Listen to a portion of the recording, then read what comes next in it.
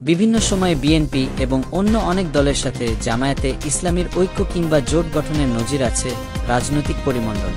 তবে আলেম সমাজের এক বড় অংশ সবসময়ই জামায়াত ও তাদের কর্মকাণ্ড নিয়ে নানা ধরনের প্রশ্ন তুলেছে।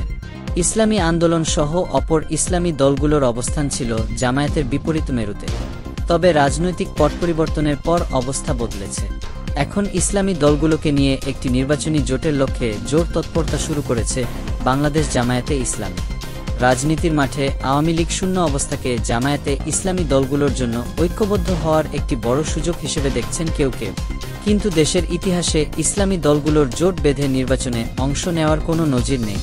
ফলে ঐক্যের গুঞ্জন কতটা বাস্তবায়িত হবে তা নিয়ে কৌতূহল আছে জনমনে। যদিও এমন প্রশ্নের উত্তরে বেশ আশাবাদী জামায়াতের আমির ডাক্তার শফিকুর রহমান। ঐক্যের বিষয়ে ইতিবাচক মনোভাব অপরাপর ইসলামী দলগুলোর দীর্ঘ সময় ধরে জামায়াতকে বড় প্রতিপক্ষ মনে করা ইসলামী আন্দোলন ও নিজেদের সুর নরম করেছে। শাহবাগের একটি সমাবেশে ইসলামী আন্দোলন বাংলাদেশের সিনিয়র নায়েবে আমির মুফতি ফয়জুল করিম বলেন, মতের মিল হলে জামায়াতের সঙ্গে ঐক্য করা সম্ভব। তবে এজন্য তাদের শীর্ষ নেতাদের হক্কানি আলেমদের সঙ্গে বিদ্যমান মতানৈক্য দূর করারও পরামর্শ দেন তিনি। বৃহত্তর ঐক্য গঠনের কথা বলেছেন বাংলাদেশ খেলাফত মজলিসের মহাসচিব ও হেফাজতে ইসলামের যুগ্ম মহাসচিব মাওলানা মামুনুল হক। সাদৃশ্যপূর্ণ বিষয়গুলোকে ভিত্তি হিসেবে নিয়ে টেকসই ঐক্য গঠনের সুযোগ আছে বলেও মনে করেন এই নেতা। গত 5 আগস্ট শেখ হাসিনা যেদিন দেশ ছাড়তে বাধ্য হন সেদিনই আলোচনায় আসেন জামায়াতে ইসলামীর আমির ডাক্তার শফিকুর রহমান। অন্তর্বর্তীকালীন সরকার গঠন থেকে শুরু করে সংখ্যালঘু ইস্যু এবং অন্যান্য কর্মকাণ্ডের পাশাপাশি ইসলামী দলগুলোর ঐক্য নিয়ে জোর আহ্বান জানিয়ে আসছেন তিনি। তবে এতসব আলোচনার মধ্যেও বেশ কিছুদিন আগে কলরবের জনপ্রিয় শিল্পী বক্তা মুফতি সাঈদ আহমেদকে অপহরণে জামায়াতের সংশ্লিষ্টতার অভিযোগ ওঠে। তৈরি হয় নতুন শঙ্কা।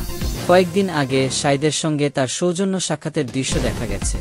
এ সময় তিনি আবারও আলেমদের সাথে ঐক্যবদ্ধ পরিবেশ ধরে রাখার জন্য প্রতিশ্রুতি ব্যক্ত করেন। অন্তর্বর্তী সরকারের 5 মাস পার হয়েছে। এখন সবার চোখ নির্বাচনের দিকে। প্রধান উপদেষ্টা ডক্টর মোহাম্মদ ইউনূস জানিয়েছেন, সব ঠিক থাকলে চলতি বছরের ডিসেম্বর কিংবা আগামী বছরের শুরুতেই হবে কাঙ্ক্ষিত নির্বাচন। এই সময়ের মধ্যে জামায়াতে ইসলামী দলগুলো ভেদাভেদ ভুলে টেকসই গড়ে তুলতে পারবে, নাকি ঐক্যের ডাক অধরাই থেকে যাবে? রাজনীতির মাঠে এখন বড় প্রশ্ন। ছাদিকুল ইসলাম, উন্মুক্ত বাংলা।